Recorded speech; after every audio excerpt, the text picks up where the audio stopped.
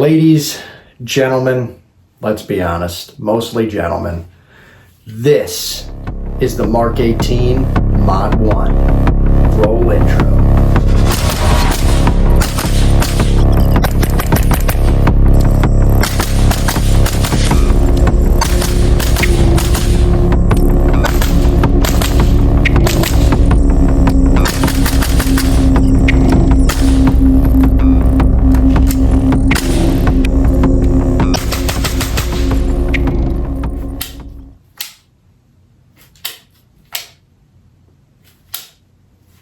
Oh, hey there.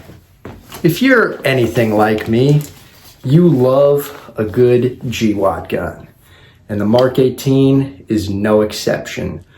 I know when I think of a SEAL team clearing rooms in some undisclosed location, this is the gun that comes to mind, and I think everybody can agree with that. So, that being said, we're gonna go over mine.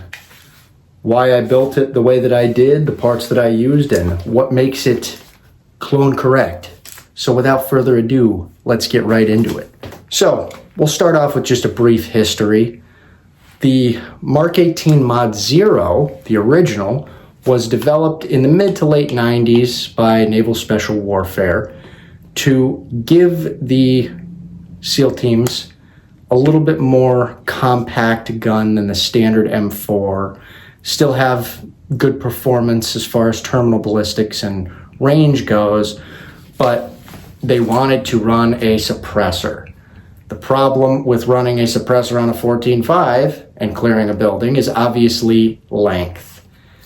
So they came up with 10.3. It will accept a standard full-size 5.56 suppressor and still retain that give or take 14.5 overall barrel length with the suppressor attached. And that's kind of the reason they went with it. They developed the Mod 1, which is again a very, very similar gun because of obviously technology. You have different laser aiming modules coming out. You have optics. They wanted a better sight picture. They wanted to get rid of that front sight post. And they wanted a little bit better quad rail. This is the Daniel Defense RIS-2, that is the contract quad rail for this gun. And it took off. The Mod 1 has a very, very extensive service history. It is still in use today, surprisingly. And yeah, I mean, it just rocks and rolls. I don't know what else more I could say about it. Without further ado, here is my build. This is a 80%-ish, 85% maybe clone correct build.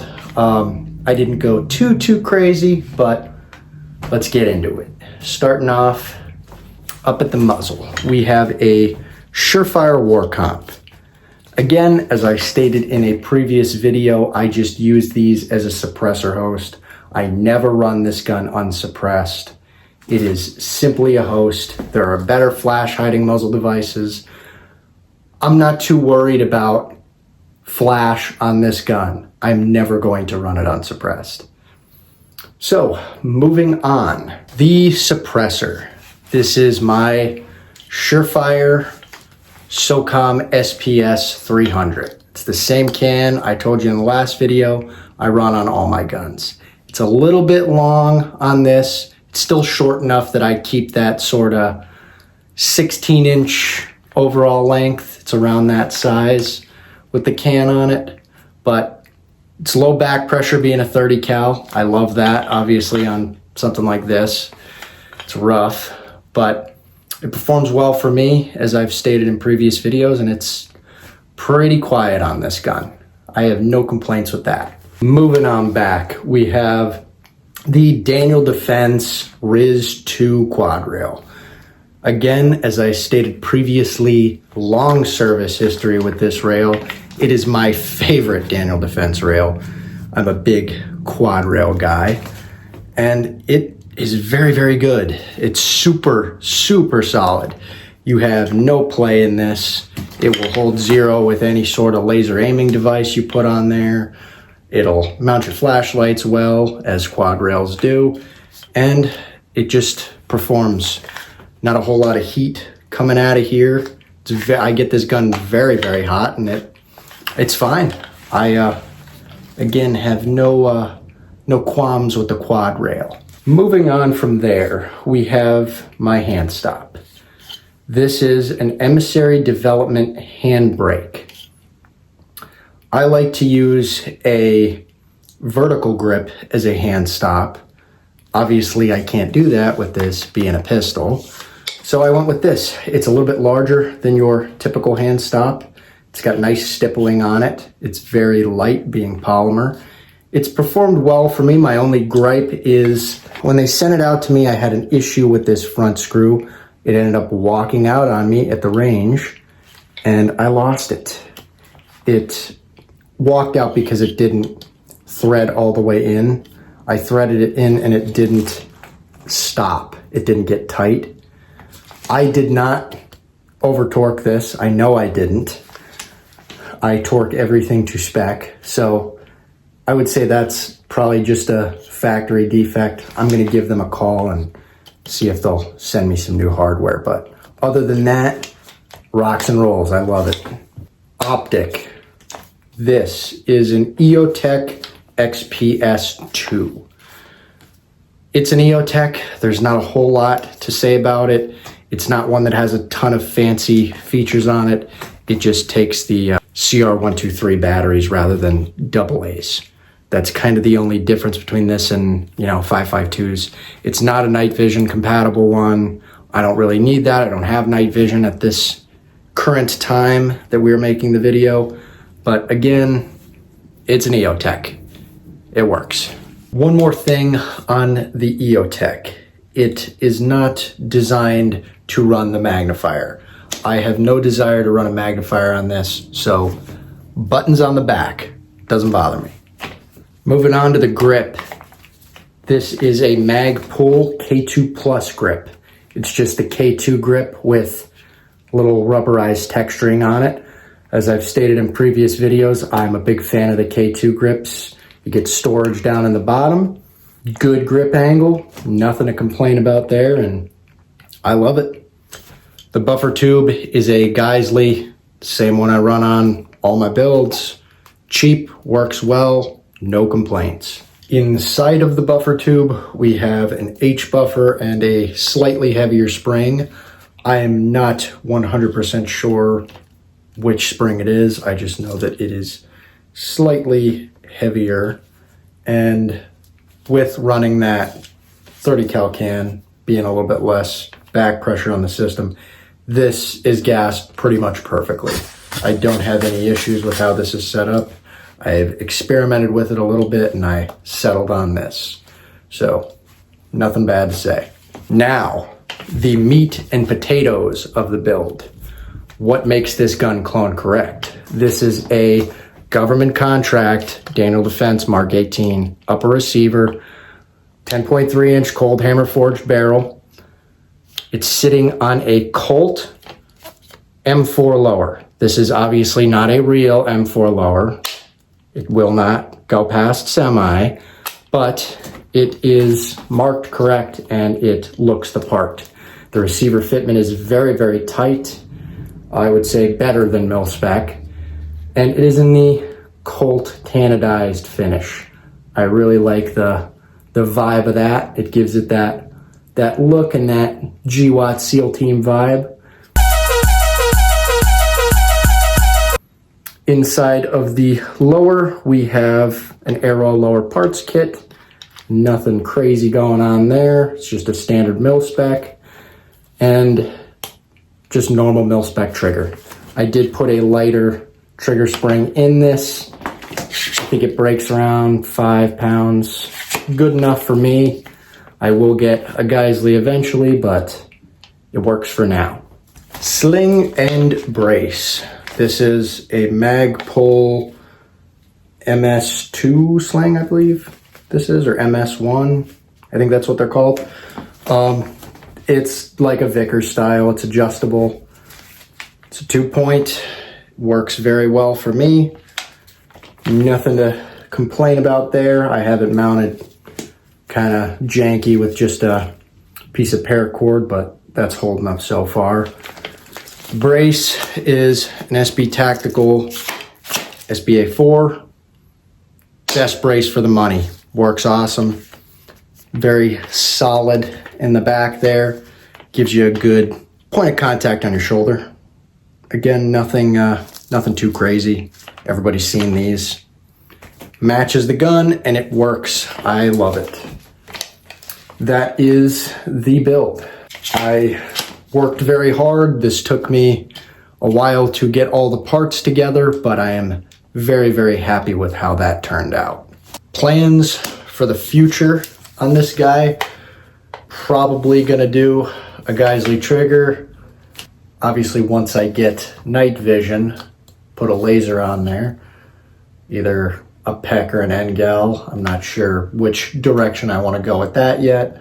That remains to be seen. And possibly a light. I'm not a big light guy. It'll take some convincing to make me put a flashlight on this gun, but if the viewers want to see it, we'll do it. So comment if you want me to put a flashlight on this. Moving on to the performance side of things. Right off the bat, this gun is very, very reliable.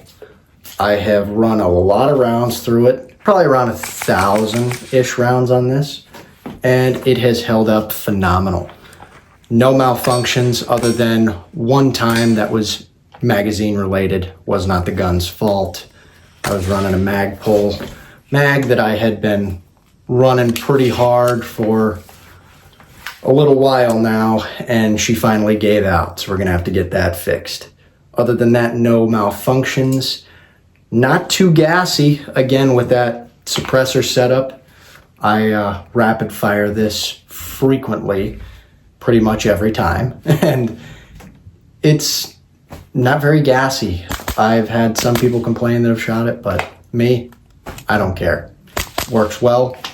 Effective range on these, I personally have shot this with just the dot out to 300 yards, and it was very, very accurate. This, having a cold hammer forged barrel, it's going to be an accurate gun. Daniel defenses are typically very, very accurate right out of the box, so nothing to speak of accuracy wise. It does as advertised. It is a performer. As far as how light it is, maneuverable, it does that very well, again, as advertised. I run bill drills a lot, I rapidly engage multiple targets a lot, and it performs. I have had no hiccups as far as this mil-spec trigger. I've had no issues with any of the parts on this gun. It has served me well so far. So performance-wise, she rips. Final thoughts. I think these are a great little gun. It's a good truck gun. You could use it as a sort of GPR if you wanted to. It's not gonna stretch way out there like a lot of them, but it'll get out far enough.